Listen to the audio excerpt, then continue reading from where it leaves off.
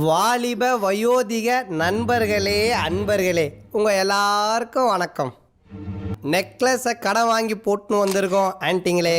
101 ரூபா முயழுதலாமா 51 ரூபா முயழுதலாமான்ற கன்ஃபியூஷனில் இருக்க அங்கிள்களே.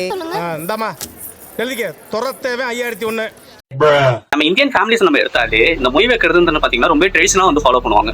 அதனாலே வந்து பாத்தீங்கன்னா இந்த லம்சம் அமௌண்ட்டா 1000 10,000 அந்த மாதிரி வைக்காம 1001 10,001 அப்படின்னு ஒரு 1 ரூபாய் வந்து எக்ஸ்ட்ரா ஆட் பண்ணி வைப்பாங்க. அது எதுக்காக அப்படின்னு நம்ம இதுக்காக யோசிச்சிருக்கோமா அப்படி அதுதான் நம்ம இந்த வீடியோவில் நம்ம பார்க்குறோம். அது ஏன் அப்படிங்கிறது வந்து பாத்தீங்கன்னா இப்போ ஒரு நல்ல விஷயத்துக்கு வந்து நம்ம மொய் வைக்கிறோம்னா அந்த மொய் வைக்கிறதுக்கான அர்த்தம் என்னன்னு பாத்தீங்கன்னா அது வந்து மென்மேலும் வளரணும், அந்த விஷயம் வந்து மென்மேலும் வளரணும். இப்போ மேரேஜுக்கு வந்து மொய் வைக்கிறாங்கன்னா அந்த மேரேஜ் லைஃப் வந்து சீரும் செழிப்பா இருக்கணும். அதே மாதிரி ஒரு வீட்டு விஷயத்தை வந்து மொய் வைக்கிறாங்கன்னா அந்த வீடு வந்து மென்மேலும் வந்து வளரணும், நிறைய வீடுங்க கட்டணும் அப்படிங்கிறது வந்து குறிக்கோளா வச்சுதான் இந்த மொய் வைக்கிறது வந்து பழக்கம். அதே தான் இந்த 1001 101 நம்ம வந்து சொல்றோம். இப்போ 1000 10,000 அப்படின்னு நம்ம வைக்கும்போது வந்து பாத்தீங்கன்னா அது வந்து ஒரு லம்சம் அமௌண்ட், அதாவது வந்து ஸ்டாப் இருக்கு.